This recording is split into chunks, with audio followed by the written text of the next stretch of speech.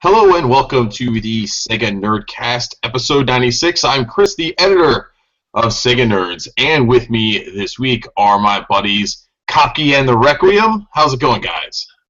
Nice. A little bit under the weather. It's cold here in Mexico City. Oh man, I gotta say something first before we start. I pledge allegiance to Alex Kidd and Sega of America. Thank you. I felt compelled to say that. For some reason, I felt compelled. I don't know why. Yeah. But I like it. I think that might be how we should start every Nerdcast, is pledging allegiance to Alex Kidd. And we'll have to continue, like maybe each week we can add a new line where it actually becomes like a full pledge of allegiance that we can all be proud of. But he has to sing it like with the Alex Kidd song. He has to fit an oath with that rhythm. I don't like that he has to, as though I'm the one that's going to be doing this. I think you That's good singing. I could do it. I could do it. It's just y'all got to provide the alcohol for it. I can do that. Well, it's good to be back on the Nerdcast. It's our second Nerdcast of 2016, and Blake, it's good to get you back on the show. We've Yes, missed it's my first of 2016, and I'm ecstatic. Good. Ecstatic to be back. So why don't you, since you've been away for a little while, why don't you tell us what you've been up to, what you've been doing, all that kind of stuff, and if you've got any good Sega-related or video game presents over the holidays, why don't you share those with us as well? Okay, well, I wasn't prepared for this, so there may be a lot of starts and stutters, but we'll see. Okay, so video game stuff, easy. Let's start with that. Over Christmas, my awesome wife got me an Atari Flashback 6, so I've got that hooked up to my main TV now. Started playing that this weekend. Enjoying it so far. It came with wireless controllers, though. It doesn't come with wired controllers, and I think we would have both preferred wired ones. We don't want to run out the batteries, and it's not radio frequency. It's infrared, so you have to point it at the system. But it's cool. I didn't actually have an Atari as a kid, and most of my... Actually, I don't think I knew anybody when I was growing up that had one. So like my oldest games I played were at my cousin's house. He had a ColecoVision. But I didn't really have very many Atari memories. I've been listening to a podcast. I'm sure some other people out there have heard of it, the Atari 2600 Game by Game podcast, and just been really interested in trying to catch up on that little gap of my own retro gaming knowledge. So, yeah, that's one of the big things I got. I can't imagine an Atari 2600 Game by Game podcast could be very long. I'd imagine at most like 10 minutes. There's not a lot to say about many of those games. You'd be surprised. You'd be surprised. He does cover typically 2 games per episode, but sometimes if he has a bigger one to cover, like Pitfall, he had a whole thing. But yeah, they're generally pretty long. He goes into the development of the game and to the artist who did the artwork, if he could find that, like the artwork on the box. So he does quite a bit of research for these things. So yeah, definitely check it out if you're inclined to listen to something like that. Again, it's the Atari 2600 Game by Game podcast. He's actually spawned quite a few other Game by Game podcasts. It's like 100 plus episodes. I don't know what episode I'm on. Anyway, but beyond that, I also got a cool book from my younger brother. He gave me the Capcom Character Encyclopedia. It's a couple of years old now, I think. But yeah, it's like 30. Yeah, it's really cool. It's got some nice, large, pretty artwork in it.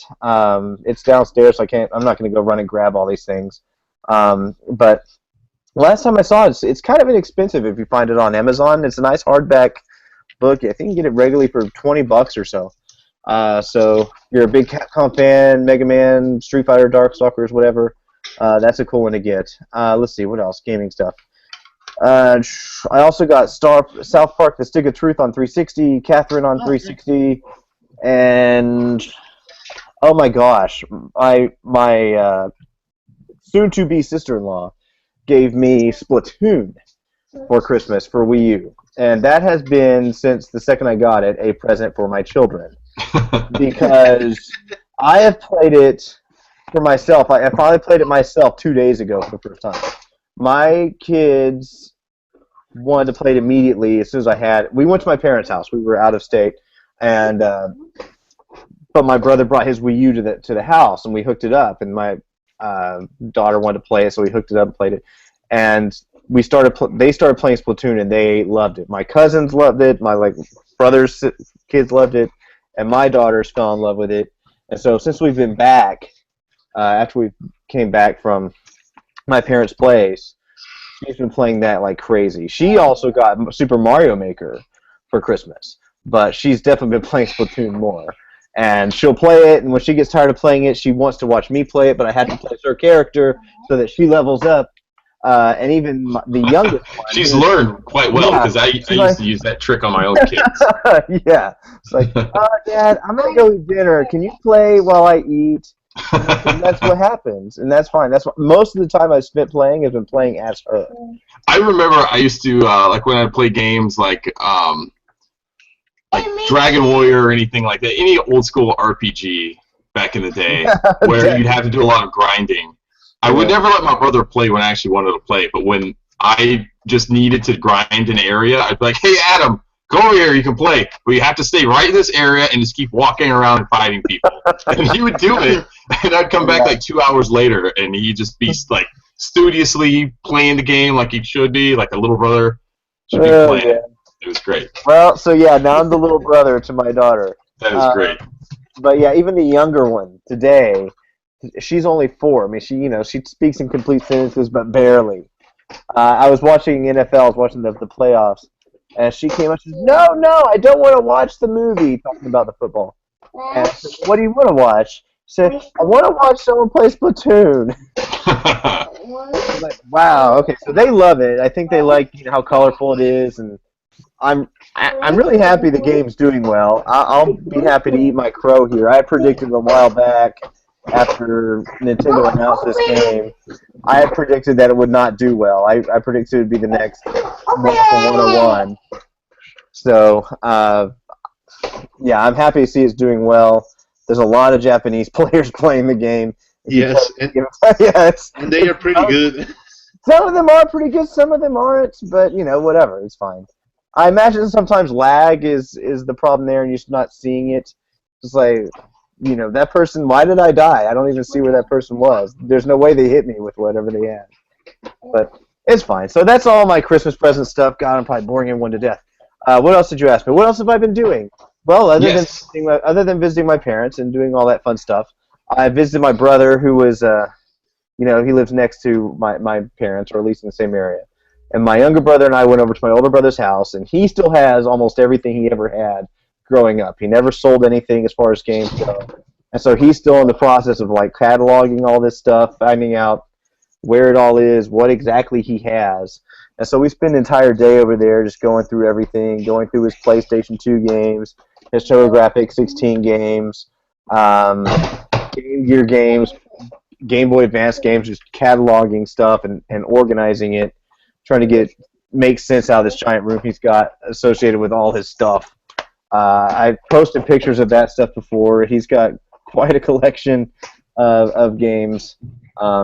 So certainly wanted to make a lot of collectors jealous. You ended up getting some of your own stuff back from him, right? This year? You said something about getting. You finally have a complete. Oh yeah. That's not from him though. That's not from. Okay. That's true. I have a copy of Castlevania Dracula X on Super Nintendo, and at my house I only have the cartridge, and I didn't really know what happened to the box and book and everything. It's just one of those things that kind of floated off. When I moved out of my parents' house, I didn't take a lot of that stuff with me, and now it's all gone. But my younger brother, as we were going through stuff at his place a couple days before, was showing me all the stuff he had, and I said, "Oh, I didn't know you had a copy of Castlevania Dracula X." Like, "Oh yeah." I was like, "Wait a minute, you don't have a copy of that game," because he had just the box, and this, he has a box of boxes, and he has his cartridges separately, so they can get to him easier. I said, "Wait, you don't have that?" He goes, "Oh yeah, I do. I've got Castlevania, dude." And so we started going through his games. He's got Castlevania 4, but he doesn't have Dracula X. I'm like, "Could you have my box?" Give it. So did he finally end up giving it willingly, or did you have to kind of sneak it? No, he gave it willingly. He gave it willingly. That's fine. He's actually really cool about that kind of thing. If there's something that, like, if I have a game and he has the box, he's like, here, have it. And if ever I'm in the same situation, I'll do the same thing. So, otherwise, yeah, since coming home, I started a new job last week, but I won't talk too much about it. So far, it's going well. I'm getting paid more, so hooray. Is your schedule like a little more... It's more regular than my last good. one. I don't want to go into too many details, but yeah, the last one where I was working all sorts of crazy hours and it was changing every week. Yeah, this one's more, it's not exactly 9 to 5, but it's a lot closer. Sweet. So is MagFest still on then? Are we still looking for MagFest? I think that's still on. I think that's still a soft yes. Sweet. I've been greasing the wheels, so to speak, with the wife. So as right now, yeah, that's what I call it too. I think I'm good to go. So great. All right, cool. It's good to have you back, man. Yes. Yeah, I'll shut up. Everyone else talk. I'm talking too much. Kopke, Don't worry about it. what have you been up to, buddy? I heard you've had a very busy week. Yes, a really busy week. I really had a lot of meetings with lots of appointments, business appointments, and went back and forth the rest of the day. Also dealing with the weather, closing some deals. But unfortunately, most of this stuff is under NDA, so I'm never able to talk about this stuff until it releases. So that's all about it for now. But the highlight of my week was I went to taste some good ramen. I was invited in some of these meetings, and I had ramen, and it was so good, so fucking good. Like it was which style was? Yes, shio ramen, and I had this bowl with really good fish soup with the noodles in it, and then some egg in it, and there's this other stuff which I don't know how is it called, but it tasted really good. So it was practically the biggest highlight of the week that I am able to talk about. The other good news is that we're starting to use our Dreamcast calendar here. So since it's January. Oh, show that again. I'm sorry, I had the Requiem's image on there. I forgot, and so we just seen his avatar. Very nice. This is the Dreamcast calendar. It's like a case, like from those 80s cassettes. It opens the same way. You see, and it has a lot of cards with the months in it. And the first month we're unveiling today is Atsumare Guru Guru Onsen, which was a Dreamcast game. That had a lot of board games like shogi, solitary and stuff like that. And the music, the music was mostly done by Hideki Naganuma, the guy who made the soundtrack for Jet Set Radio. There are other Dreamcast mods as well, but we'll be unveiling one each month that we reach those. So it's pretty exciting that we're finally using this to set our stuff. And that's pretty much it on my side. Not gonna bore you about work. Yeah, I won't bore you about guys with work either, because my work isn't entirely incredibly boring. But I did get some cool stuff in that I thought I'd show really quickly. I finally got my Retro Freak in. Nice. I've not Let's all show our Retro Freak. What's that? Let's all show our Retro Freaks. Yeah, I've not opened it yet. So it's you need to buy one, Blake. It's still in the box. I only have a Retron 5. I'm waiting because I want to do an unboxing video for the site. I just thought that'd be kind of fun to do. Oh, so now you're never gonna open it. I keep talking to my wife. I'm like, hey, I need you to record me doing an unboxing video. And she's like, what is that? She had no idea what. I was like, yeah, I just need you to just record me opening this game system. And she just looks at me like I'm an idiot. She's like, why would you want to do that? So I've yet to do that.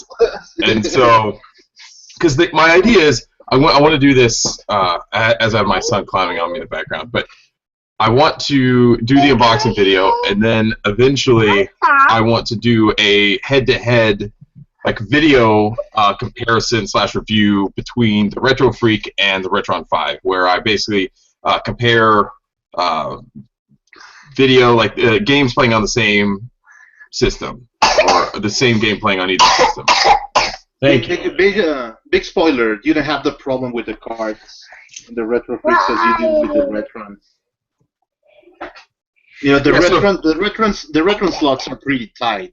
So every time you have to use to be really careful with the Retron while pulling out the cartridge, and you don't have that problem with this one. Now, I hear that complaint a lot, and if you take the cartridges out the way they tell you to take them out, it's not that hard.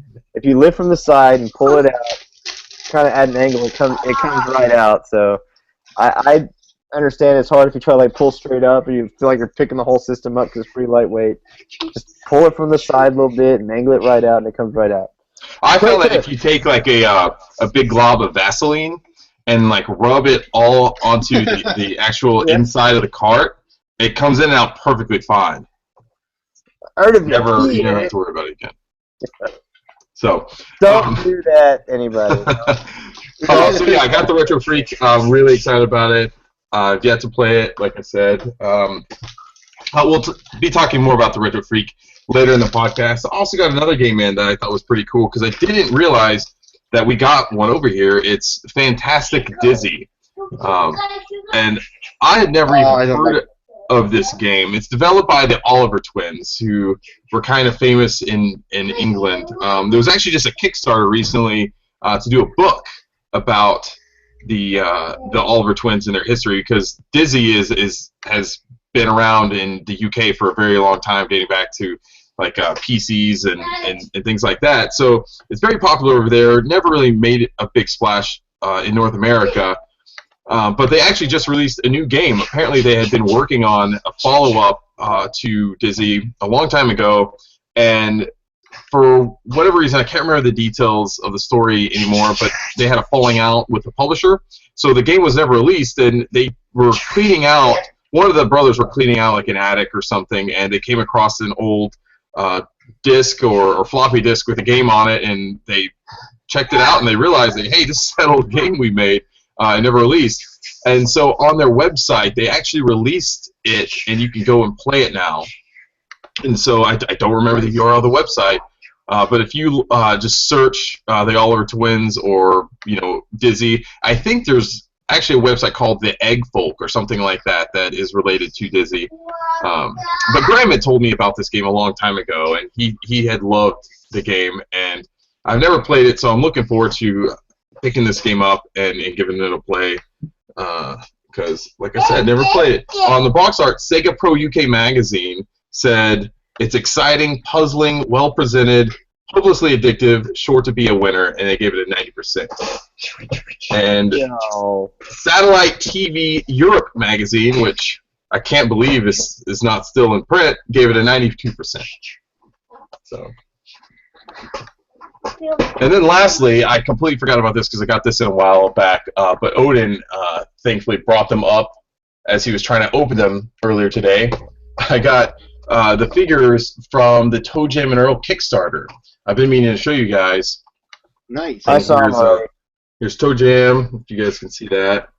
And here is Earl. I also got the ship and a keychain as well with that. The only strange thing is, Chris, I actually never even ordered them. I did not go for that tier. In the Kickstarter, I went for the physical PC game, and I got an email a while back said, "Oh, hey, your stuff is shipping." And I was like, "Wait, that's kind of weird because the game's not due out until October of this year." I go to open it up, and it has an itemization of what I'm going to be getting, and it showed all the figures, and kind of confusing. So I need to kind of check up on that some more. I'm hoping that all of my money didn't end up going to that instead of the game that I wanted. So we'll see. But hey, Chris, why don't you record an unboxing of those figures for the site? I'm not going to unbox those. I'm keeping them inside. You don't do that. I'm not a big figures guy to begin with, so I'm fine with just keeping them in the box and just letting them sit on a shelf somewhere. Never been one to... If you're going to do that, just give them to me. I will probably unbox them. Oh, yeah. Do a video and all that stuff. And second, the New York Toy Fair is coming up about this time next month. And I'm really looking forward to that because if you guys pay attention to kind of the indie scene of in the video game space, you're probably familiar with the Retro VGS, which was an Indiegogo campaign that failed miserably last year, and they went back and made a bunch of changes to it. They now branded it the Coleco Chameleon, and it's going to be making its first public debut at the New York Toy Fair in mid-February. I went ahead and applied for press registration, and I got it back, so we're good to go there. I got my media credentials, and I'm looking forward to going and picking that up, or at least getting some footage and giving it a play. One of the things that makes it interesting for Sega fans out there is that Mike Kennedy, who is kind of the main guy in charge of this system, he went on a bunch of podcasts mid last year, like right around when the Indiegogo campaign kicked off, and he mentioned a couple times that he wanted to get he wanted to get a Phantasy Star follow-up on the system, and so I'm really looking forward to talking to him about that, because obviously Sega has not made a new Phantasy Star single player. And Odin wants to show you guys that he got Masters of the Universe on Blu-ray from Santa Claus. Oh, nice. He's coming up here and showing that off, so that's pretty funny. And lastly, one other thing before we get on to the show, I found out recently that the Nintendo World Store is going to be getting a makeover in mid-February as well, which is kind of exciting because I've not taken my kids up to the Nintendo World Store yet, and I really want to. The last time I went was with Blake. I don't remember that. You don't remember that? No, I don't remember that at all. What were we there for? Sonic Boom. It was for the Sonic Boom thing, right? Yeah. And, Sonic Boom, rest in peace, Sonic Boom. What's that? Sonic Boom, rest in peace, Sonic Boom. Yeah, it was funny because as we were leaving, he turns back and yells something like to the effect of "Nintendo sucks," something like that. It was yeah, we walked out the door, I turned around and screamed "Sega!" really loud.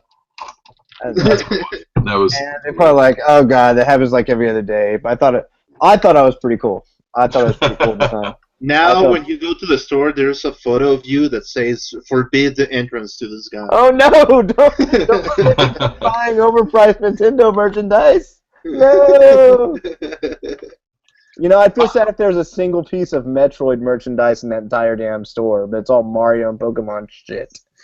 So no, I'm not sad. Very nice. Well, why don't we get into some news now? And the first bit of news, and I don't even know how to pronounce this properly, the Odin Sphere Leifthrasir. Okay, thank you, Cappy.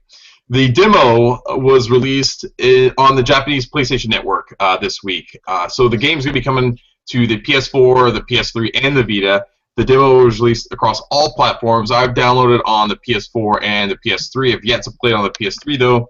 The demo is fairly short, but you get to play as all 5 characters. You get an action stage that runs through several different areas, and ultimately it ends with a boss battle against Belial. He's a dragon, and he's pretty cool. He basically he can tunnel underground, and he comes back up and basically vomits chunks of armor at you, and you have to dodge them, and you can hit them back and damage them that way. But Kopke, did you get a chance to play the demo yet? Yes, and actually I loved it. And you know, one of the things I remember from the PlayStation version was that it used to lag a lot while handling all this artwork. You know, it has really pretty artwork done by Vanillaware, and the new version really runs so smoothly and so well, and you know, with all those 60 frames, looks gorgeous. I couldn't have asked for a better version to be on the newer system for such a pretty game. Yeah, and I don't know what resolution the PS3 runs it in. I assume it's 720p on PS3 since most games run that, but on the PS4, no, it looks... The idea for this game was to port it in 180p and at 60 frames per second, mostly because it's artwork, like kind of basic vector 2D animation into it. Yeah, the animation is amazing. Gorgeous. It's basically Gorgeous. the same style. If you played Dragon's Crown, this is a Vanillaware game. So if you play Dragon's Crown or watch any of the any video or anything like that, it looks very similar in style to Dragon's Crown. Obviously, it's toned down quite a bit. So if you're one of those that were easily offended by the art style in Dragon's Crown, but you still wanted to play that same style of game, Odin Sphere is probably going to be more, in your alley for that. It plays a lot. It plays very similar. I do like it just because it does some kind of cool things. Up above at the top of the screen, there's a small map. And it's very unobtrusive, and you don't. If you're not paying attention to it, you won't even really notice it's there. But it's very handy because it shows you where on the map that either the boss is. He shows as a white kind of silhouette, or where treasure's at. So it makes it very easy to kind of pick out as Kopke's holding up his copy right there of Dragon's Crown. But it makes it very easy to find out where everything's at. Each of the characters plays kind of differently as well, so that's kind of cool. It's going to give you a reason to go back and play it multiple times.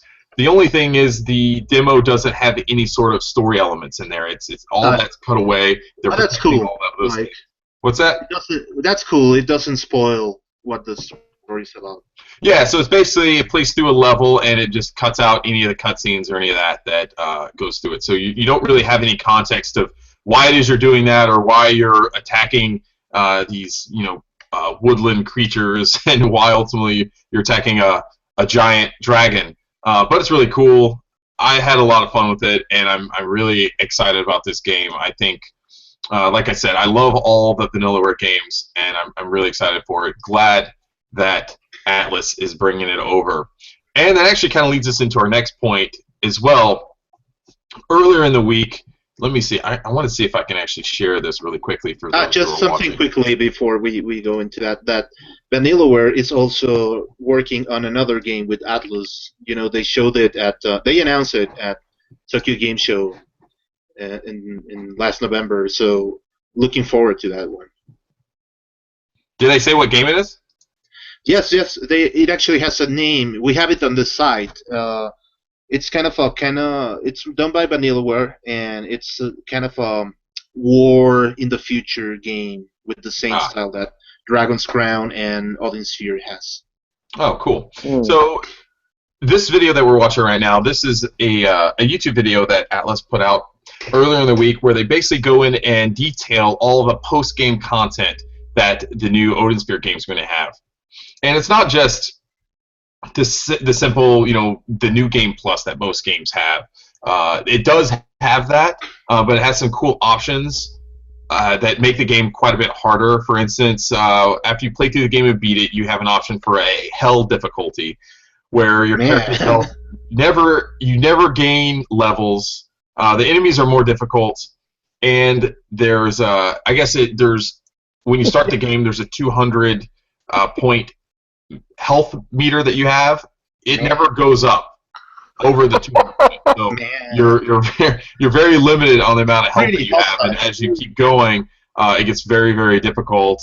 And then there's also a boss rush mode where you play through all the sub bosses and the main bosses. There's 30 rounds of that. All the enemies are set to level 50. There's no checkpoints, and you can't use any items, which just seems insane.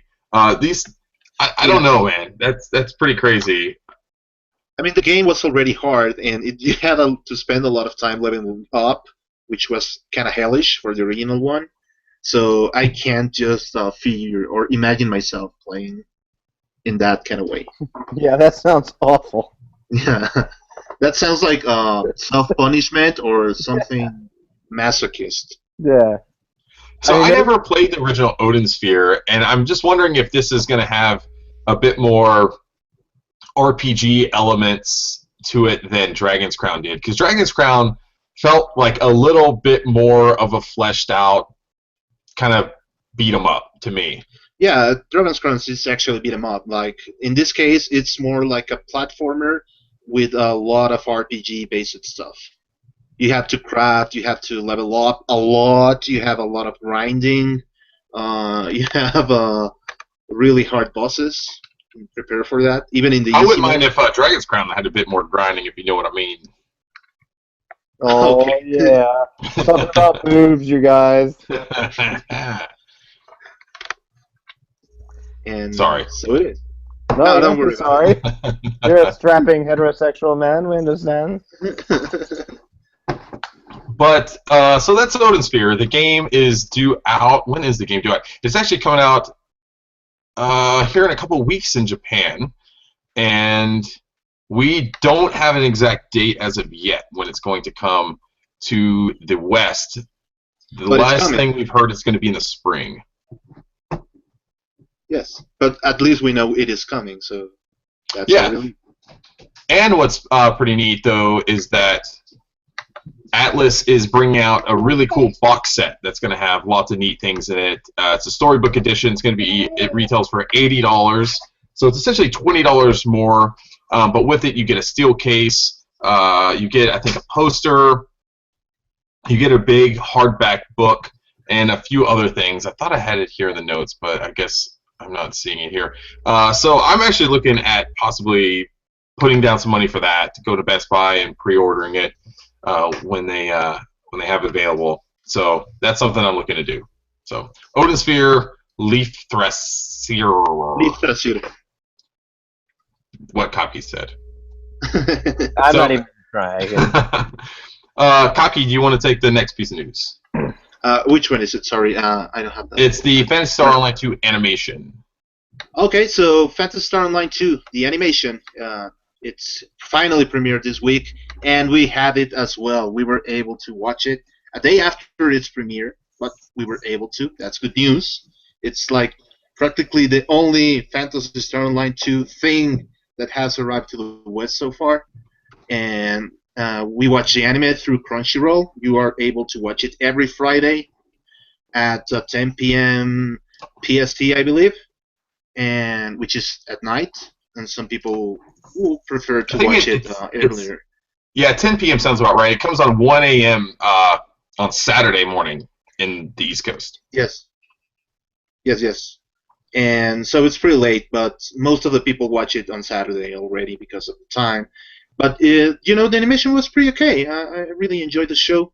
It's like a 30-minute commercial of the game, but it's okay. It's like, why would anybody else complain about that? Because it's practically an anime of a game, so that's pretty okay.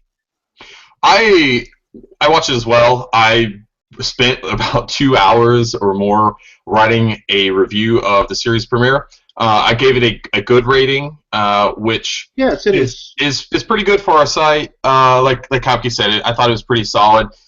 It started off rather slow, I thought, because I mean it's like a lot of these any sort of TV show or anything you get into. It's got to lay a lot of groundwork. It's got to have set the tone for what the characters and all that stuff. So there wasn't a lot of action. I thought towards the end, like when they actually got into the game and started seeing some of that, it picked up a lot. So if you're unfamiliar with this anime at all, or if this is kind of the first time you're hearing about it, it's based on the game, but it follows a high school student in Japan who comes back to school after summer break. He sees some of his friends there, and there's also a bunch of new people there as well. And he gets elected as the vice president of the student council. And as that job, I should go back. They're attending the SEGA Academy, which is SEGA. SEIGA, which isn't really the Sega, but we know what they're getting at. Because there's also one scene early on where it scales back to show kind of a bird's eye view of the campus, and in the inner circle there is a Sonic the Hedgehog face right in the inner circle, like of a courtyard. So we know full well what they're getting at with that. And for whatever reason, the student council, one of their primary tasks is to play Phantasy Star Online 2 and basically monitor how the students are doing, send in reports on like what's happening and how all the students are playing. For social purposes. Yeah, they're basically just trying to figure out how the social media culture and things like that is working on campus and everything. So that's basically the justification for why he's doing this. And he's never played this game before, so he has no idea what it's about. He gets a couple friends to give him a guide on how to play, and he gets in and starts playing the game. Probably the first third, the first 2/3 of this episode takes place in the real world, where he's just kind of going about learning what he's supposed to be doing, and becoming the vice president of the student council and all that. And like that's why I said it started really, really slow. But as he got into the game and once he booted it up, I thought it really picked up a lot better. He goes in and goes to the character creation, and instead of spending the time to fully customize his character, he just hits the randomize button. And it's funny because it just so happens to create a character that looks exactly like him. And when I say exactly like him, it looks identical to him, which I thought was pretty funny. And then he gets into the lobby, and it is it's exactly like you would expect when you go in to a Phantasy Star lobby. There's people dancing on stairs. There's people standing around doing absolutely nothing. There's lots of craziness. If you're a longtime Phantasy Star player, you come to expect. And he's sitting there, and then all of a sudden, someone comes up behind him, and it's this guy named Sorrow, who's this giant cast character. And he's apparently a veteran player who's been around for a long time, but he just recently changed classes, and so he's kind of a low level now, and he wants to basically show our main character how to play the game. And as he's talking, there is an alarm that sounds, and there is basically an emergency, and they're calling all the hunters to go and respond to this attack. So he doesn't know what's going on. He runs over to the quest counter, signs up, and gets put into a level where he is like way out of his league. So it's a level for higher end players, and he's a level 1, and he starts getting his ass kicked by all these enemies. And all of a sudden, Sorrow comes in, starts blasting them all, saves the day. But our main character, whose name I think it's Suki, gets to kill off the final enemy, which kind of ends the TV show there in that episode. I thought the animation, I loved seeing Sorrow gliding around the screen, shooting his gun. I thought that was probably one of the highlights of that episode for me. What do you think? There's also like something pretty predictable about Sorrow, but we ain't gonna be spoiling that. But it's okay. I mean, it already tells you from the beginning of the show how is it gonna be with that character. Because I must not have picked up on that, what you're referring to, but one of the things I was wondering about is who is the Sorrow character in real life, because I assume most of the people that they're going to be playing with are also students that they go to school with. I figure that's how they're going to kind of take the show. So I'm wondering who this character is in the real world. If you know, Pappy, you probably know. I don't know. I'm not that perceptive, apparently. Yeah, it's pretty predictable, but that's okay. I mean, I think lots of people were complaining like why this cartoon isn't like explicitly going like over the whole Phantasy Star Online 2 universe and taking like students instead. I think the take is right. Like if they did the thing that they were requesting, they were practically telling you the whole story of the game, which this isn't the case. I mean, the thing that when you got this triple bundle, like making cartoons, game, and merchandise about it, is just to make every platform support the other. So I think this works more like a commercial to bring kids into playing the game, like explaining what it is about and getting more people excited and into that game. So I think it works better that way. I don't know, because coming in as I thought about more about this anime, I thought it would have been nice, because you see this kind of style in a lot of Japanese anime today, where especially when it's based on a video game, it kind of takes a character and it shows them playing the game, and it switches from the real world into the virtual world of the game itself.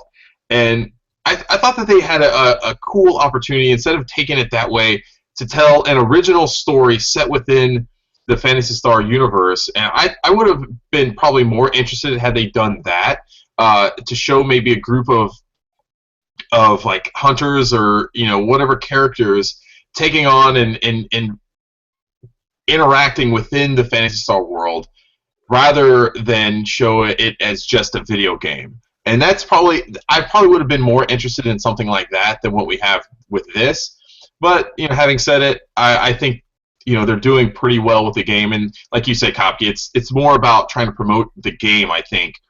And I also think it's kind of neat to see how Phantasy Star works within the Japanese pop culture as well, because the game is a lot more popular in Japan than it is in the West, and so it's really neat to kind of show how they portray that. And I'm sure they embellish it quite a bit, because here's a picture right here of a couple Japanese kids riding a bus playing on their Vita, which I would assume probably doesn't happen a whole lot in Japan. Maybe it does, I don't know.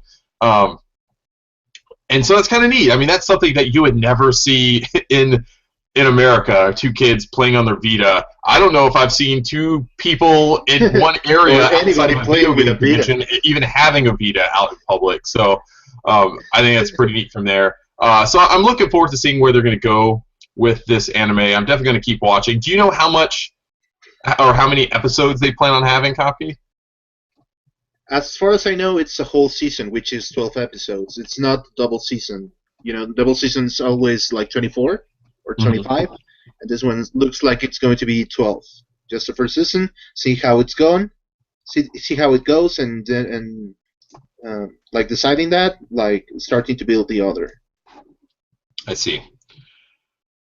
Cool. And also right. the studio is the same guys that make Lupin the Third, so expect good animation. Sweet. Cool. The Requiem, do you want to take the next piece of news? Are you still there? We might have lost him. Maybe he fell asleep.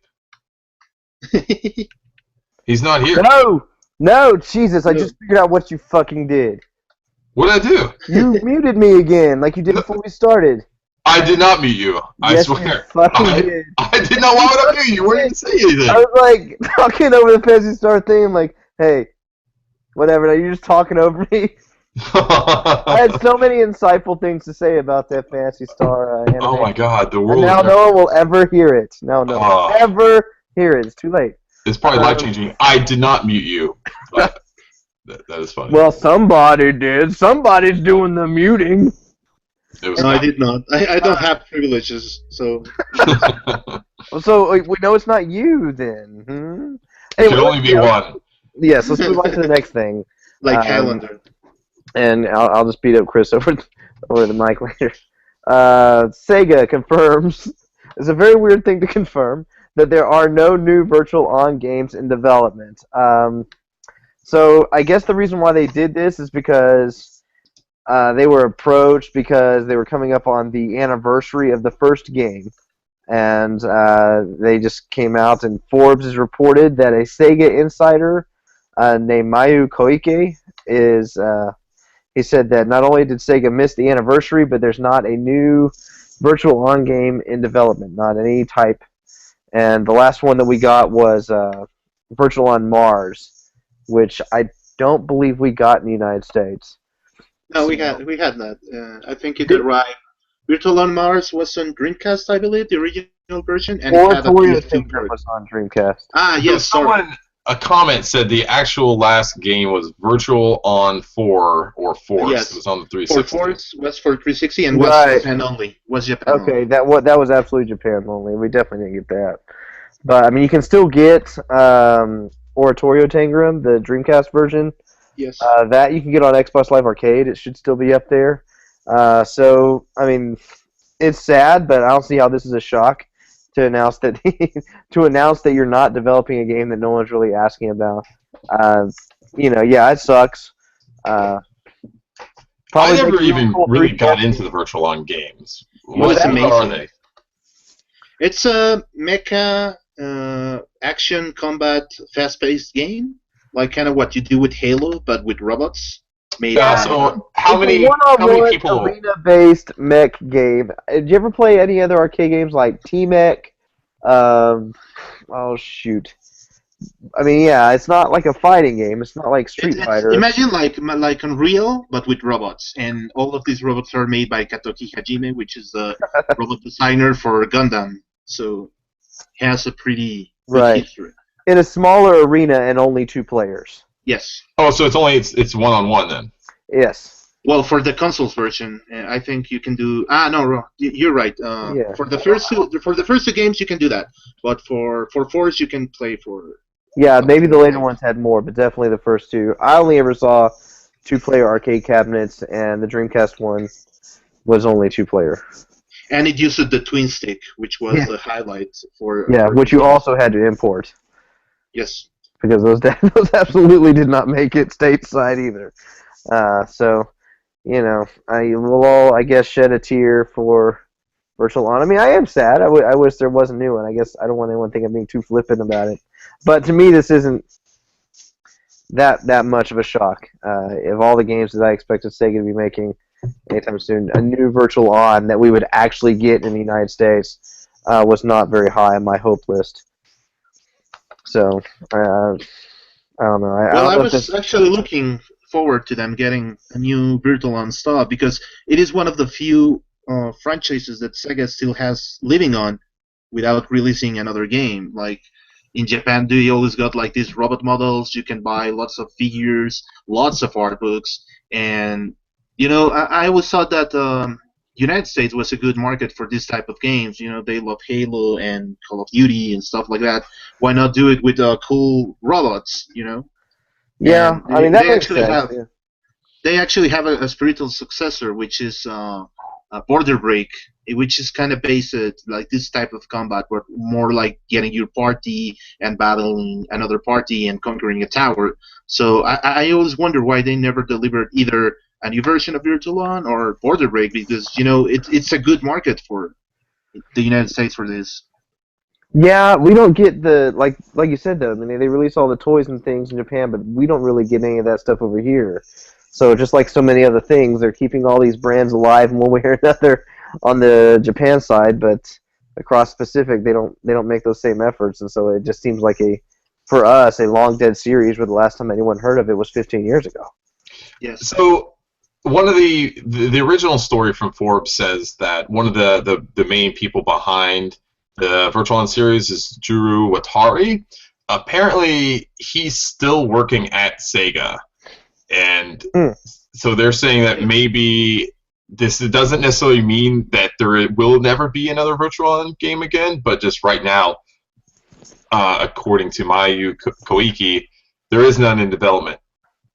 What I'm wondering, though, what are all these people at Sega doing? Because it seems like they've got just so many employees at Sega Japan, but we just don't see a lot of content coming out of Sega these days. Right. You know, they just seem to be there. Just I don't know what they do day to day. I mean, I'm sure they're doing stuff, but most of them work as producers for other games or like programmers for other games because these people are really skilled at programming. So mostly they are at other departments or doing arcades or mobile games, which is Sega's strongest right now in Japan.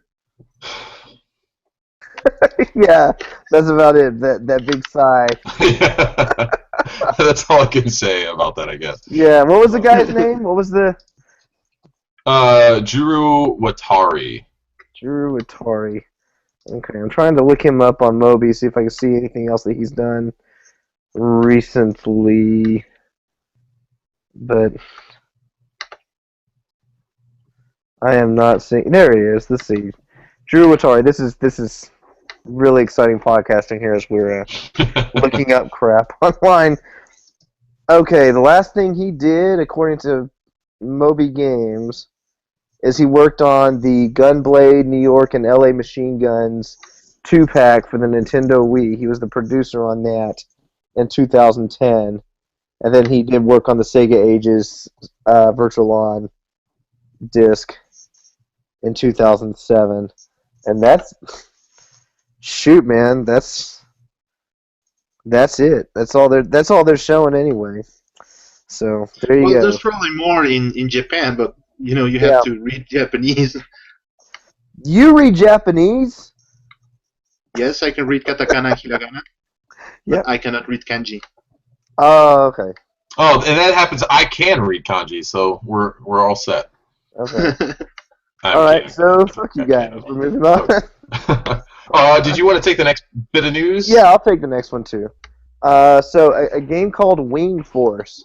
It's a Lost Atlas arcade shooter. The ROM for this has been discovered. It never came out.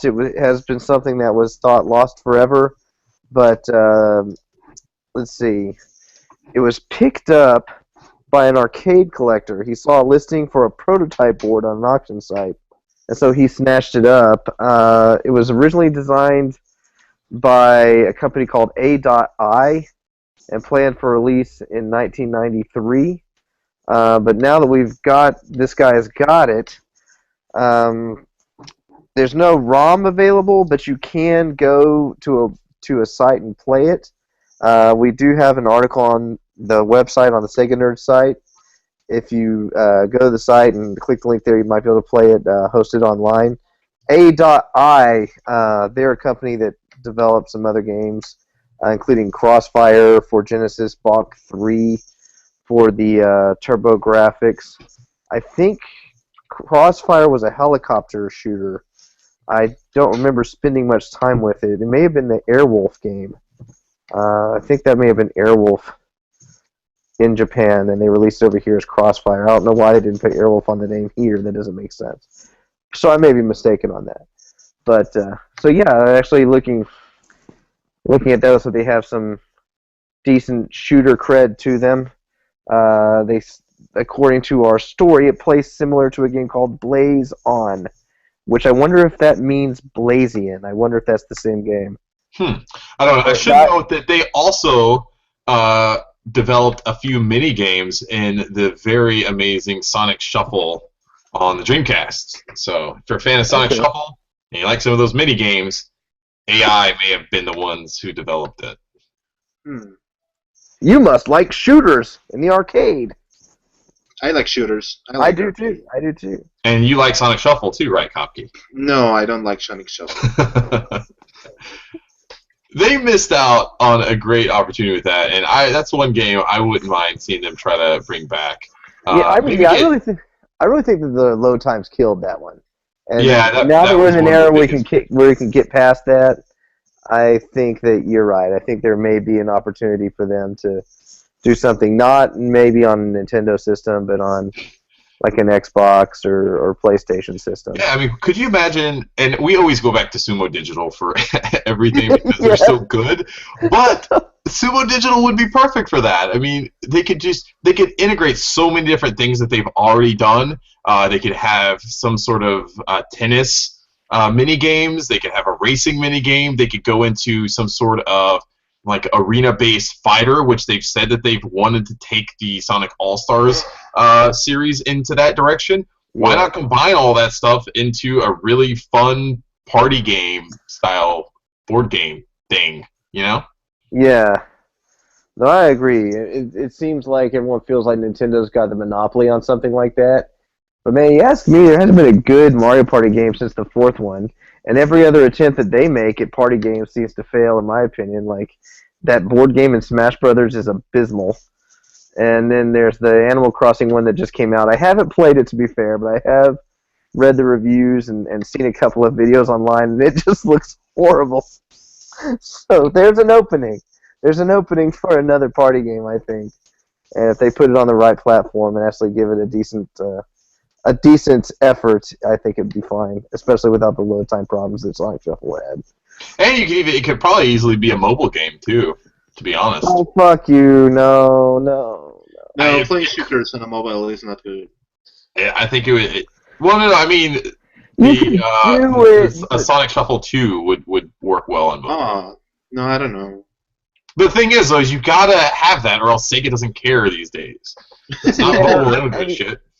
I know my knee-jerk reaction is to moan and groan about it. I mean, yeah, you're right. That could be done. But if they do it, I won't play it, I guess. I don't want it. Will they make money? Probably. They'll probably make more than they would. I want a mobile Seaman remake. That's what if there's one That could series work. that would translate amazingly well to mobile, it would be Seaman. That would be awesome. Why would you need Siri when you got Seaman? Like, Yeah. Can you imagine if they That had? would be fun.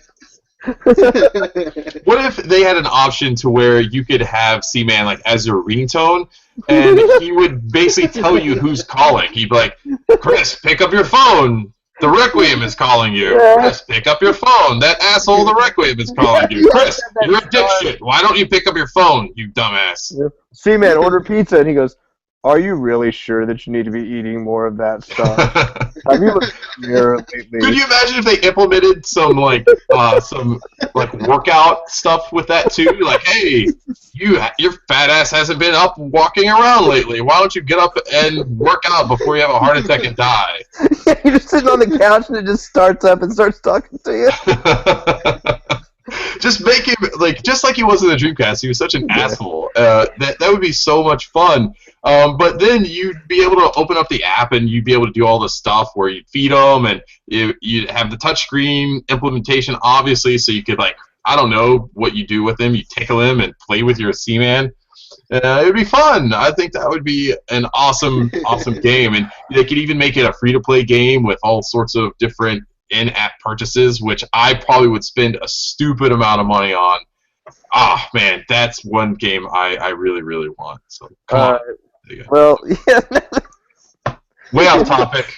Way off topic. But when we started talking about Sega and mobile games, I had to get that one off my chest. I'm sorry, that one's been eating at me for a while. Sounds like a lot of fun. Yeah, I'd get behind that. All right, so I mean, there's really not much else to say about the Atlas shooter, about Wing Force. If it's interesting to you, if it sounds interesting to you, please go to the Sega Nerd site and follow the links on our story there, and give it a try. I assume that's illegal, so I won't be doing it, but you should do it. Play the game. I don't know if it is illegal, actually, because I don't know. But this guy apparently I think it's by Shu or Shu. Yeah. He apparently has a lot of these unreleased PCBs that he's yet to release yet. So it's going to be interesting to see if maybe he has some other old ones that us at Sega would be interested in, Sega fans. So we'll keep an eye out, and we'll report back if we hear anything else. All right, so let's switch gears and go to the next story. Yes. Kaki, do you want to take us into this one? Yes. Cyber Gadget, which is a company that makes a lot of gadgets for video games in Japan. I don't get it. Is releasing an adapter, a Game Gear SG-1000 and Master System Sega Mark III adapter for this little baby we have here, which is called the Retro Freak. And you will be able to play more titles this way. Like, it already is the console that runs the most formats in this way, this retro console. And now it has even more, like having this. You can put the Sega My card. What you gotta know about the Sega My card is basically it is not region locked, so you can get your SG-1000 games and play it on an American Master System console, and you can play that now. It has the slots, so you can grab them. The plus here is the Game Gear, because in the past times you weren't able to play your Game Gear on another platform rather than the console. Now you can do it on your TV thanks to this adapter. And what's cool about it is that the Retro Freak already plays all these formats. And you need this adapter to dump those ROMs into your console. This is really exciting for me because this is actually going to be the very first time that we'll be able to play Game Gear games on our TV. There was never any sort of device. Out of all the crazy peripherals and devices that Sega created over the years, they never created a device that allowed you to be able to play your Game Gear on your TV. At least not in the United States. They may have released something in Japan. No, I don't You know think so. what's a sad story? Because the Game Gear had the same hardware as the Master System. So why did they never thought about this? They even released a Master System converter on the Game Gear. There was a slot that you could put in, a cartridge that you could put into your Game Gear and then stick a Master System game in there. That's how easy these things are. Well, like Copy said, they're essentially the same. I think there's some small differences with like resolution or something like that between the two, but they're essentially the same game, the same code and everything. Yeah, we have one of those converters for the Game Gears. They were pretty awesome. Yes, actually, it was a German card that allowed you to put MSX games, Master System games, and I think Mega Drive. The thing is that the card just converted the signal into TV, so it was like running the game with the console on a TV. It uses the screen of the Game Gear like a TV monitor. Yeah, that's how the TV tuner worked also. Yes. Basically, it was just a TV stuck on channel 0, and then once you pop that thing in, it just allowed you to change the channel to something else. Yes, and there's this German card that you were able to buy from, like not too legal German sites back in 1997. So I got one, and I was able to put my Game Gear games on the Retro Freak already without the adapter, so they run pretty well. They look gorgeous. I was playing the Down Block game, the Magic Time Carper, on my Retro Freak, and it runs really, really smoothly. I love how the Game Gear titles play in this, especially Fantasy Zone. So one of the interesting things about this, if you guys have been following our website for a while, you might have seen a story that we published last year where Hyperkin, they're the developer and manufacturer of the Retron 5, which is pretty much the most popular of these retro consoles that plays a bunch of games here in the United States. The Retro Freak hasn't been, I don't think they have a distributor in the United States yet. You have to buy it from PlayAsia or directly from Ami or their site. But there's no one here. You can't go to a store and buy it, in most stores. So last year during E3, Hyperkin's product manager, Paul Lewing, said that they actually are planning a Game Gear adapter and that they were going to release it by the end of 2015. Obviously, that didn't happen. And I have been, since that time, I've been emailing Hyperkin. I've been messaging them on social media, Facebook, Twitter. Harassing them. It's almost getting to the point of harassment. They tell you to stop, cocky. I've even gone through their website and filled out those contact pages, contact us, the little fields and stuff. We have one on our site as well. I've done all of that, and they will not respond at all. Anytime we talk about the Retron 5, their shirts are retweet us on Twitter, all this other stuff. But the moment I'm saying, hey guys, what's going on with this Game Gear adapter? You said it was going to release in 2015. Give us some more information about it. Is this an official thing or not? I was wrong. And so I don't know what really the status is of this anymore.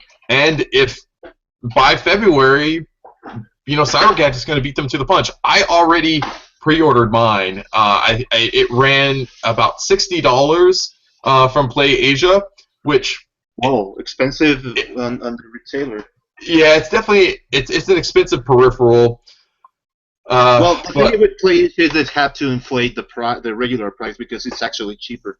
Because they're distributing to Western audiences. They have to win money from that. That's the thing. It's not that the peripheral is actually expensive. It is not. It is like a $30 thing. And so I'm really excited, and one of the things I'm curious to see if the Retro Freak gets a wider audience and more people start buying that and start collecting it because of it does play quite a bit more games than the Retron 5 does. I'm interested. Well, actually more. That's what I said. It plays more games than the Retron 5. But I'm interested in seeing on what this might do to the Game Gear collecting community because as of right now, a lot. The Game Gear doesn't really isn't really that big with collectors. Every once in a while you'll see some games that fetch a little bit higher of a price, like I think Axe Battler or Shining Force is a little bit more expensive. I'm sure there's some of the more rarer ones, but when you go to most game conventions, you'll see just loose Game Gear games thrown into like a shoebox, and they're kind of off to the side. And they don't even really care. It seems like if you just pick it up and leave with it, it's just kind of taking space. Yeah. And so I'm interested. And that's in sad because the Game Gear doesn't have region logs, so you can actually buy Japanese and European games and run it as they are. And there are a lot of rare ones. There are a lot of good games on the Game Gear. Some games that only came out on the Game Gear that were released originally like on the Master System, but we just didn't get over here. Like one of them is like Vampire Master of Darkness, for instance, came out of the Master System in the United Kingdom, but only came over here on the Game Gear. And that, if you've never played that, that's a really good game. It's basically a Castlevania clone, but it's really fun. It's a little bit easier than Castlevania, so if you like those type of games, but those games are just too hard for you, check out Vampire Master of Darkness, because I think it's actually a better game than the original Castlevania. But you can get it on 3DS if that's you right. want to buy one. There were other Game Gear exclusives like Phantasy Star Gear or like Shining Force Gaiden was actually a Game Gear exclusive. There's also this Naso Puyo and Puyo Puyo Gaiden was also an exclusive for the Game Gear, and the Magic Rare games. There's a lot of them, like about 40, 50 exclusives that you're only able to play them on Game Gear. Yeah, I had an RPG called Defenders of Oasis to that list also, which is also available digitally on 3DS, but it's really damn good for a JRPG and for a handheld JRPG. And I don't think that was on anything else besides Game Gear. I think I bought that game on 3DS, but I never really played it that much. So did I think. That's what I'm pretty sure it's on 3DS. Oh, shit! I think I actually bought it. I feel like any game that Sega releases, like any retro game that Sega brings out, I have to buy it just to continue to support it, even if I have any plans to play it or not. I feel like I have to buy it just to show, like, hey, Sega, there's an audience for this. Keep bringing more out. Okay, let me see if you guys can see this correctly. Okay. I see no cartridge inserted. Okay, then let's go and try a Game Gear so that we can prove that, this thing does it. So basically, I'm gonna believe you. What Kaki was explaining earlier is he bought this peripheral from a seller in Germany that essentially allows him to be able to connect a Game Gear game through, I want to say, the Master System converter, and actually be able to play that on the... It's like playing Master System games on... yes, sorry. Yes, it's a card that allows me to do both, like plugging in Master System games into the Game Gear and Game Gear games into the... and vice versa, like into the Master System play Game Gear games. So we're gonna show that, the Game Gear actually runs on the Retrofix. Here's that one. Do you guys see Axe Battler, Legend of Golden Axe? I see the Little Mermaid, and let me just bring back a little bit more the computer. Okay. Yes, can we see that? Do you guys see that now? Yeah, I kind of want to see Little Mermaid. Yeah. Let's just go with Little Mermaid copy. Let's play with some Little Mermaid. Yes, but that's not Genesis. That's a Genesis game, and I actually want you guys to see Axe Battler. There it is. You guys see Axe Battler? It says Game Gear. I saw it a second ago. Yeah, sure. No, I didn't see it. It is. You see Game Gear here. Yeah. Yes. And it is Axe Battler. GG. Yes. And you can play it like.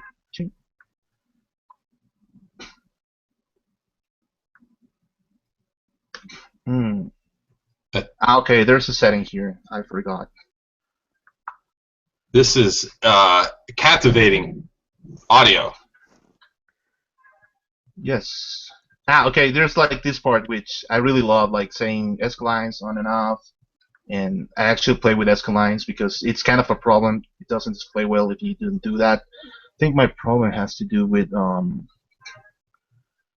actually 60 hertz.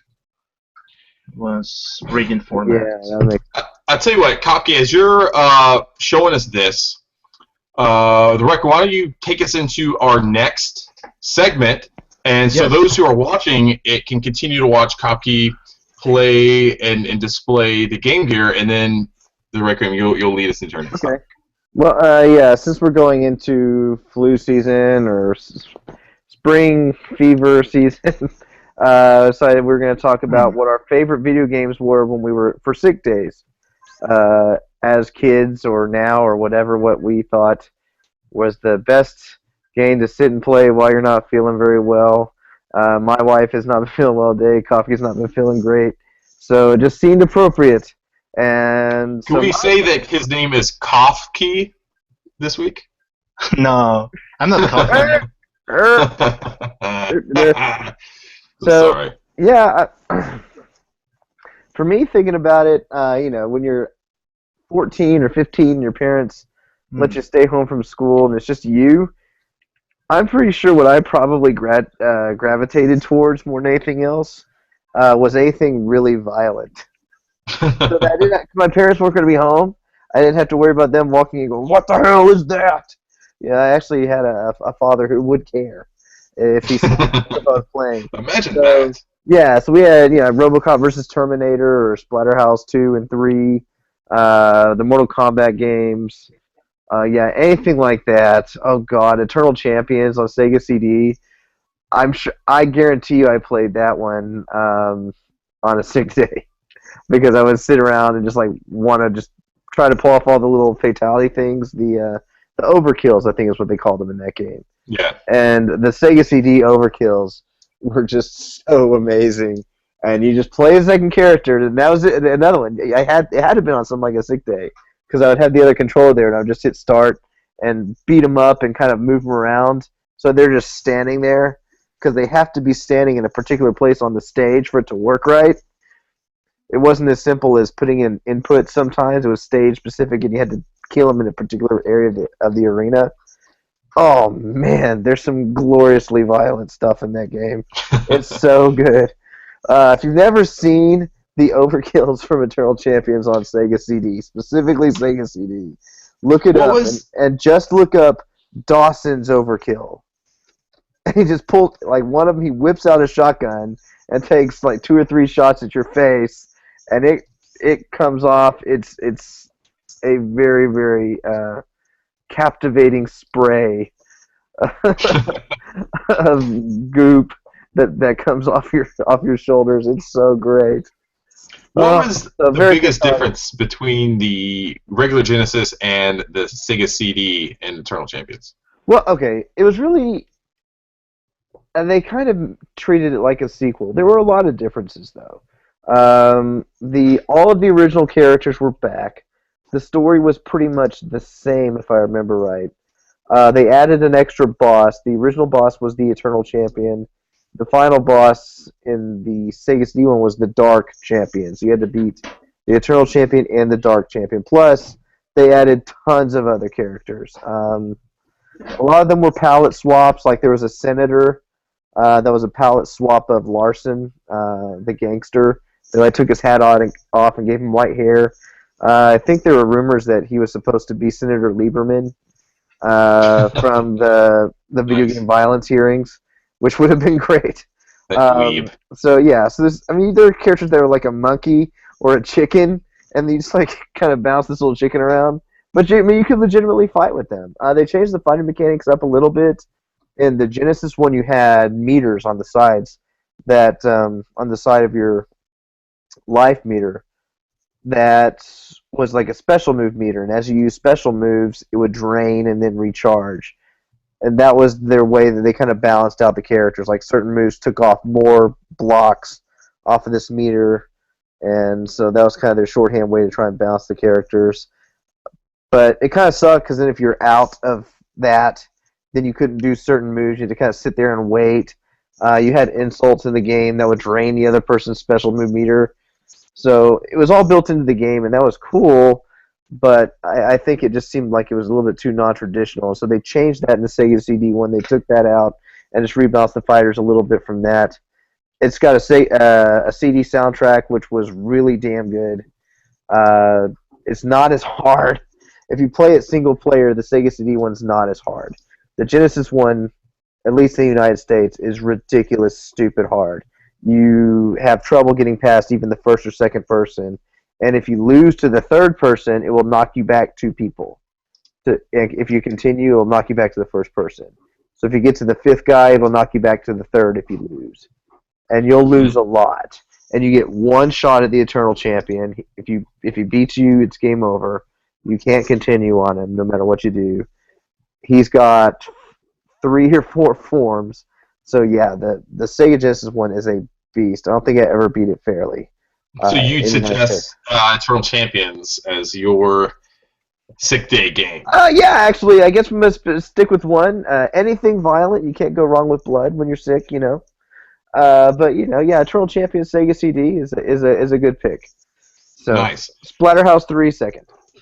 I would say for me, because when I was sick as a kid, I didn't really want to get out of bed, and I just kind of wanted to lay there and just play something that was kind of like mind-numbing, didn't require a lot of, I guess, critical thinking and excitement and everything. So I always tended to go for more RPGs.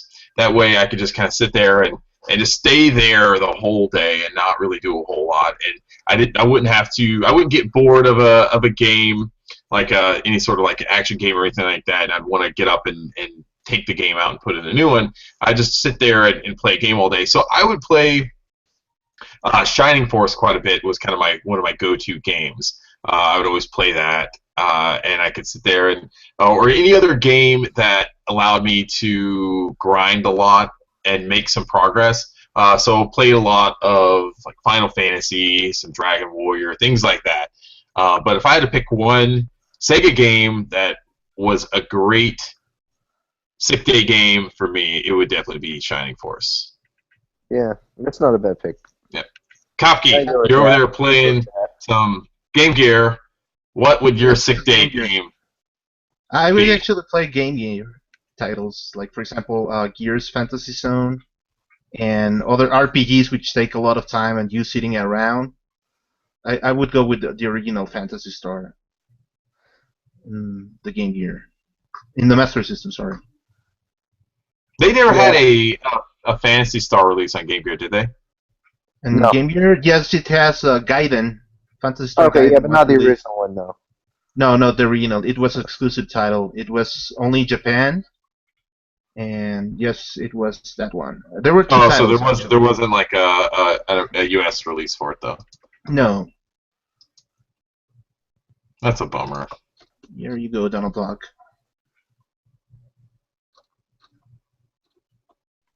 Well, as you can see, it runs, so that's good. Yes, if you are watching the stream,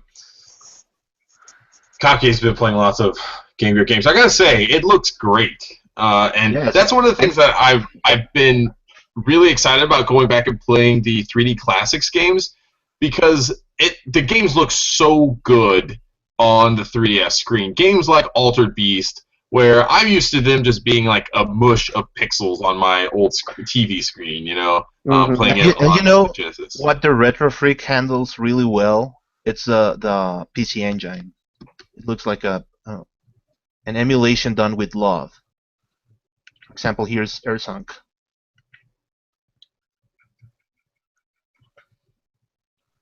I really love how it handles this, like with all the ESCOM lines and how it runs. For some reason, I still really thought you were playing Game Gear. I was like, wait, we got Air Zonk on Game Gear? Yeah, I No, thought the no, same no, thing for a no. second. There's no talking PC Engine. But It's yeah. a PC Engine TurboGrafx 16. Yeah, Look at that. It looks really, really well. yeah. It's Well, fun I will say again in defense of the Retron 5, I like the way the Retron 5 looks on my TV, but it does not have the TG16 PC And this is like the slot main on it, so plus you for- won't be able to play AirZonk. And as of yet, it has no Game Gear adapter available to it. But that one as well, if you want something from the United States, you don't have to worry about importing one of these. It also looks really good. It has a scanline option also, but yeah, it looks cool. One of the things I want to do, and I've yet to try it out for the Retron 5, is I want to put the Master System converter on there, which we know does work. Yeah, I've got one. It does work. It does work, but Yeah. I want to put an SG-1000 game in there and see what happens. Okay, well, send me all your SG-1000 games. I You won't would. promise a video for the website, but I'll test it. I could do that easily enough. Thank you very much. So, anyway, so yeah, that's going to be our SEGA games that we'd like to play on rainy days. So if you got any good games that you enjoy playing when you're sick and at home and you have no one around you, you don't have a naggy husband or wife around, or kids that just get in your way and just want you to play their own games all the time and play Splatoon. Damn. like Splatoon. Let us know. Email us at seganerds@gmail.com or go to the website, find the podcast, this week's podcast post. It should be on the front page or in the top rotator for the week. Click there and post a comment and let us know what you think. And we're interested in hearing some more of these rainy day games. Maybe that if we get a few good ones, we can next time we're homesick, we can try them out and maybe make a fun post about it or something like that. So yes, we'll look forward to being sick. yeah, that's the one thing that we could look forward to. Let's see, do we have any games that we've been playing? Anything that you guys want to talk about that we haven't already discussed? Yes. I think... Okay. I'm going to rotate this. Sorry. Yeah. I've been playing a couple of things that I'm reviewing for the site. The first one is Blade Arcos from Shining. I've been testing that fighting game. The review is coming out in the site later this week. And the one I have been playing is the first Neptunia, and actually Neptunia versus Sega Hard Heroes. And I'm actually finding that there's like very similar ways and systems from the original Neptunia to this one, and I'm actually having a hard time grinding for this title, like a lot. So yes, I've been playing this as reviews for the site. Also, Yakuza 5. I've been playing that. I'm actually doing the review for Sega Nerds. So far, I haven't finished the game yet, but I'm enjoying it. It is really a well done game. Are you past the first chapter? Because I put in about 10 hours, and I'm still on the first chapter of the game. It is a long chapter. It's like Shenmue in that sense. Like you have a lot of stuff to do. I assume that the other chapters will go by quicker, but I'm having a lot of fun with that game, man. Yes.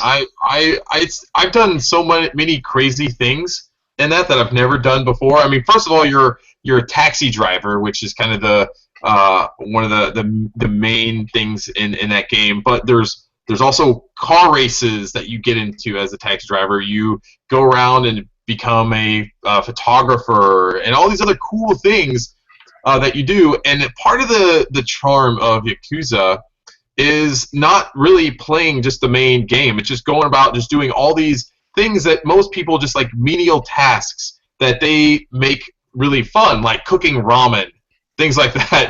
They have this really fun ramen mini game that is incredibly hectic, and it's very stressful because you're having to manage all these separate orders that are coming in, and you have to. It's like almost like a rhythm game. So you have to manage when to take out some ramen because some people want their ramen hard and some people like it really soft, and you've got to manage all that and pull them out. It's crazy, but that game is a lot of fun. I'm really looking forward to a review on that copy.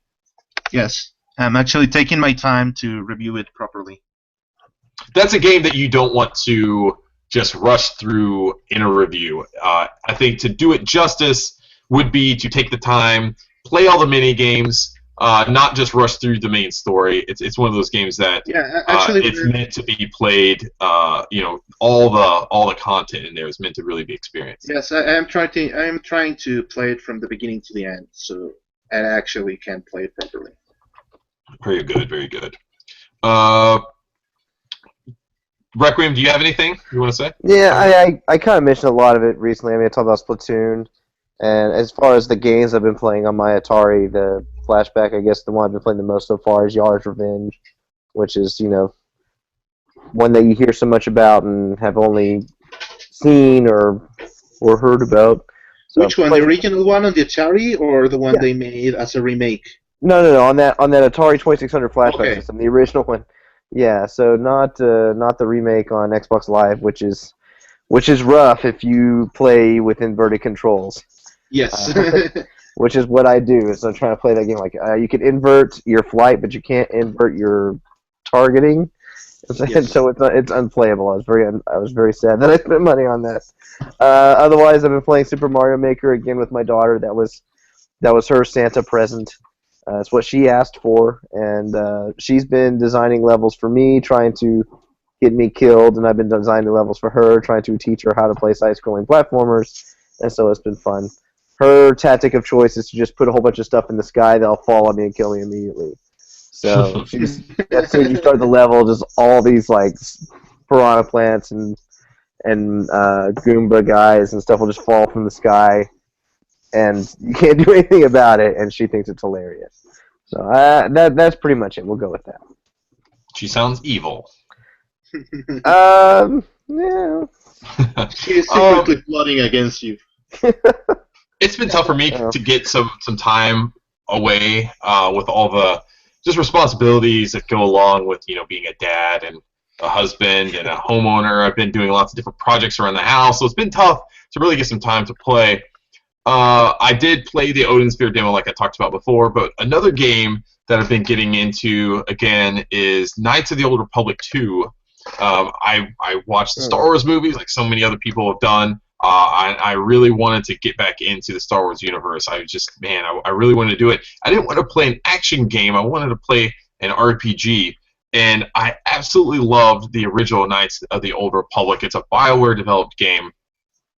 And you really see in some of the newer games like Mass Effect and things like that, you see how, if you're a fan and you play the original KOTOR, you see how all the battle systems, the conversation systems, the conversation trees, and things like that they have in those games, how they've evolved and how they've changed. But it's really fun to go back to KOTOR because I think that series still holds up pretty well today, especially on PC when you can upscale some of the resolution and things like that. It makes the game look a little better than playing the games on the Xbox.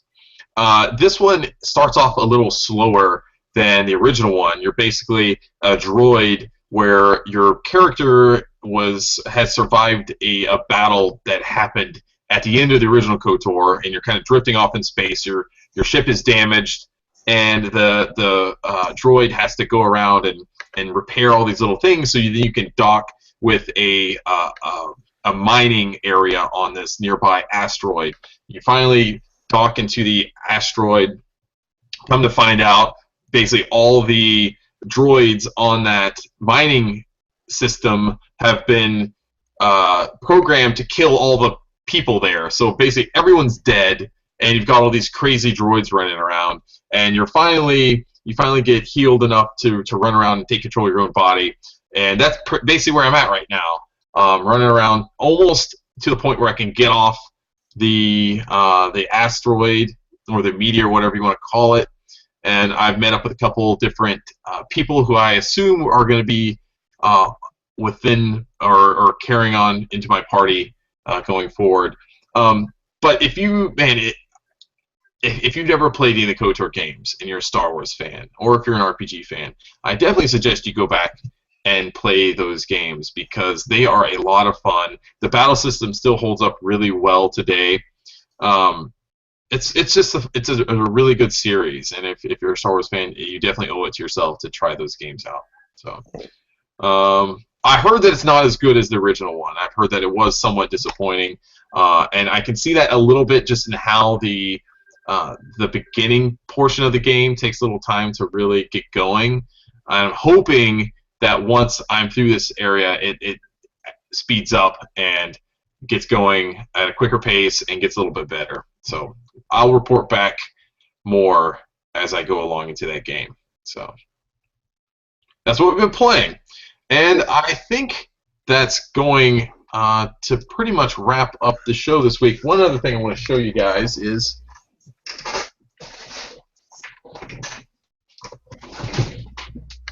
sorry about that. I got a box in from SEGA over the holidays, and it included all of our Yakuza 5 giveaway shirts that we had for our contest. Oh, so all of those winners, everyone got back to me. These are going to be going out as my... Looks like my webcam just went blurry for whatever reason. It's completely out of focus, so you guys might not have been able to see it. But those are going to be going out this week. So for those of you who won, expect them to be in the mail soon. There were people from all over the world who won. I think I'm having to mail some to like South America, to Europe, to like Syria, and all these other places. Oh no! It's pretty crazy. I don't know what's going to happen if I'm mailing a box to Syria at the post office. I'm like, no, there's no explosives or batteries or anything like that. Mailbox, open it up, get their shirt, turn around, their house just blew up. At least I got the Yakuza 5 shirt. Is this crazy American who tries to sell us the mafia ideas from Japan? That would be crazy if we find out that the shipment has been confiscated by ISIS, but they happen to be big Yakuza fans, and they get really happy. Maybe they show up in a propaganda video with them, waving their fingers, holding their AKs, doing whatever, wearing their Yakuza shirts. If a Yakuza shirt shows up in an ISIS video in the coming weeks to months, it wasn't us. It was someone else. Yeah, we certainly didn't send it. All to Syria. We'll blame it on SEGA addicts. Contest. It was those damn SEGA addicts who shipped that over there. Those damn terrorist ties. Blame them. Yeah. So that is going to wrap up the show this week. So before you stop listening, if you haven't already subscribed to us on iTunes, please do that. Go to iTunes, leave us a review. As you've probably heard on many podcasts, leaving reviews are very important to podcasts because the more reviews, especially positive reviews you get, the more people it gets recommended to, which means the more listeners we get, and the more listeners we get is a good thing. We try to build the show as much as possible. So tell your friends about it, talk to people on social media, share it on web forums, wherever you go, on Tumblr, on your Snappy Chats, all that stuff. Share it as much as you can. Give us reviews. Subscribe to us on Stitcher as well. We're on there if you are on Android or if you just don't like to download your podcasts. If you want to do that, the easiest way to do it is to either search within those respective apps, or you can just go to our website at www.seganerds.com. If you scroll down onto the sidebar on the main page, you'll see a little box that has subscribe to our other podcasts. On there, it has links to Android, to iTunes, and to our RSS feed, so you'll be able to do all of that there. Also, subscribe or follow us on Facebook. It's facebook.com/theseganerds, and also on Twitter, it's @SegaNerds. So do all those things, and you'll become our best friend, and we will give you free hugs and kisses, or at least Graham will. He's rocking an epic beard these days. Oh, wow, really?